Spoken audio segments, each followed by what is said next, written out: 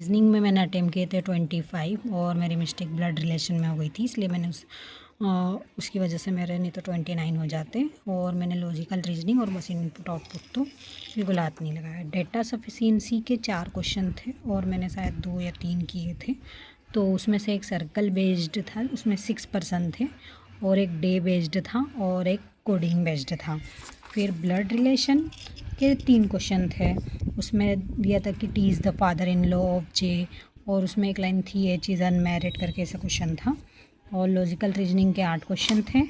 Machine input output के 5 question थे जो कि वर्ड और number based machine input output था। पजल और सिटिंग के 15 क्वेश्चन थे, जिसमें से एक पैरेलल रो का था जिसमें 10 मेंबर थे, 5 ईच साइड, और उसमें डेटा भी दिया हुआ था साथ में। और एक बॉक्स्ड बेस्ड पजल थी, इसमें भी डेटा दिया हुआ था। और एक डेजिग्नेशन बेस्ड पजल थी आपकी, मतलब पहले लोअर लेवल वाली डेजिग्नेशन दी थी, फिर अपर लेवल वाली। और सिलोलिज्म के 3 क्वेश्चन थे, ये तो शुरू में ही थे तो ये तो इजीली हो गए थे। फिर वर्ड बेस्ड एक क्वेश्चन था और नंबर बेस्ड एक क्वेश्चन था। नंबर बेस्ड एक जो क्वेश्चन था उसका आंसर शायद 7 था। फिर बात करते हैं क्वांट की, तो क्वांट में मैंने 23 अटैम्प्ट किए, जिसमें डीआई के क्वेश्चन थे 18, उसमें से एक डबल पाई चार्ट था, ये मैंने सॉल्व किया था। इसमें एक जो पाई चार्ट था वो फिक्सन प्लस नॉन फिक्शन का टोटल दिया था और एक पाई चार्ट में फिक्शन का दिया था। और एक जो था वो टेबुलर डीआई थी, जिसमें कुछ एक टोटल डेटा दिया था और एक में सिंगल डेटा दिया था, जिसमें वो जो सिंगल डेटा था वो परसेंटेज के फॉर्म में था।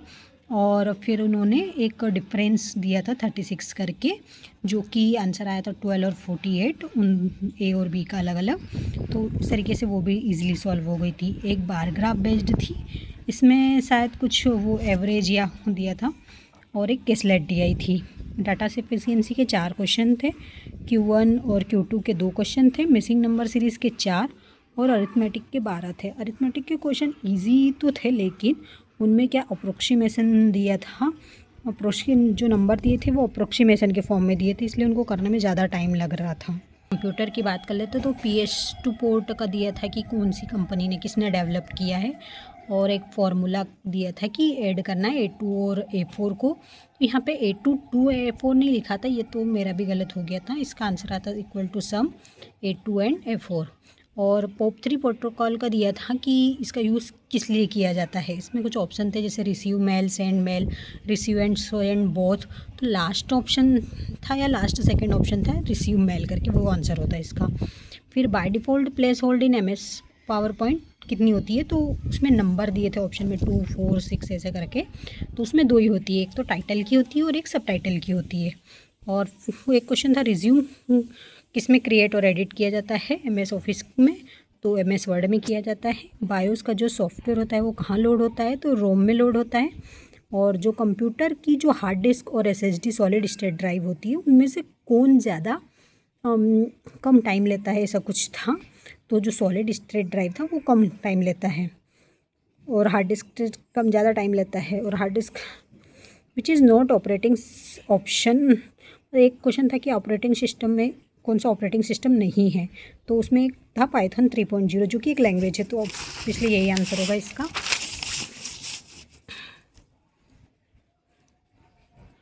एक था रीडेबल इन्फॉर्मेशन को अनरीडेबल में कन्वर्ट करना था, तो इसमें इनक्रिप्शन आंसर आएगा। ये स्टेटमेंट बेस्ड था, लेकिन इनमें से ये अपन को मेन पॉइंट उठाना था जिससे अपन इनक्रिप्शन आसानी से लगा सकते थे। एक central point of networking device का ऑप्शन पूछा था, तो उसमें हब, राउटर और रिपीटर करके ऑप्शन दिए थे, लेकिन ये मेरा भी गलत हो गया था। फिर एक हाई लेवल लैंग्वेज का क्वेश्चन था, उसमें कोबोल का शॉर्ट फॉर्म नहीं, कोबोल का फुल फॉर्म दिया था, कॉमन बिजनेस ओरिएंटेड लैंग्वेज। और ASI मॉडल में लेयर 3 पे कौन सी प्रोटोकॉल यूज़ होती है, तो इसमें IP एड्रेस 4 ऑप्शन था शायद, और TCP के फुल फॉर्म कुछ दिए थे लेकिन वो सारे गलत थे। और HTML से एक क्वेश्चन टैग के बेस में था, कुछ पूछा गया था और उसमें टैग दिए हुए थे कि कौन सा टैग लगेगा। फिर MS एक्सेल में रिमाइंडर फंक्शन के लिए कौन सा फॉर्मूला आएगा, तो उसके लिए रिमाइंड रैम मोड करके दिए था। अब इसका आंसर तो मेरा भी गलत है। और कौन से URL का कंपोनेंट नहीं है, ये पूछा होता है। जनरल अवेयरनेस की बात करते हैं तो सरिस्का नेशनल पार्क के बारे में पूछा था, ये राजस्थान में है। कंचनजंगा नेशनल पार्क का पूछा था, ये सिक्किम में है। CBI central bank of India का हेडक्वार्टर पूछा था, जो कि मुंबई में है। और कौन सी कंट्री का फ्लैग है वो पैरेललोग्राम के इसमें नहीं होता है। तो कुछ ऑप्शन दिए थे, कजाकिस्तान, इंडोनेशिया और नेपाल। तो इसका आंसर नेपाल होगा, क्योंकि नेपाल का जो है वो पैरेललोग्राम वाले शेप में नहीं होता है, वो कुछ इस तरीके से होता है। और चीफ इलेक्शन कमीशन को कौन अपॉइंट करता है, तो उसका आंसर आएगा प्रेसिडेंट। और फिर आसियान के जो मेंबर हैं उसके बारे में पूछा था, तो अभी 11th मेंबर बना था तिमोर लेस्ते। फिर कोहिमा कौन से स्टेट की कैपिटल है, तो नागालैंड। इसमें मणिपुर, मेघालय, मिजोरम सारे जो अपनी 7 स्टेट्स हैं वो ईस्ट साइड की, नॉर्थ ईस्ट की, वो दी हुई थी। और मीराबाई की वेट कैटेगरी पूछी थी, सिल्वर मेडल अभी उन्होंने कहीं जीता है, तो उसमें ऑप्शन 58-63 करके कुछ था, लेकिन इसका मुझे भी सही से आंसर नहीं आया। पार्लियामेंट में सीट रिजर्वेशन पूछा था एससी और एसटी का, तो ये रहे। और जीआई टैक्स कुछ बोरनलाई करके जो कर्नाटक का था वो पूछा गया था। और इंटरनेशनल वुमेंस डे पूछा था, जो कि 8 मार्च आएगा। फिर इंग्लिश ट्रांसलेशन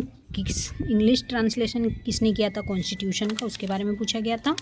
और सनाई तकाईची कहाँ की पीएम है, उसके बारे में पूछा था। और पीएम कौशल विकास योजना का लॉन्चिंग ईयर पूछा था। फिर PMJUGA में यू का फुल फॉर्म पूछ रहा था कि क्या आएगा। और पीएम अभी मतलब ये किस डिपार्टमेंट से रिलेटेड है।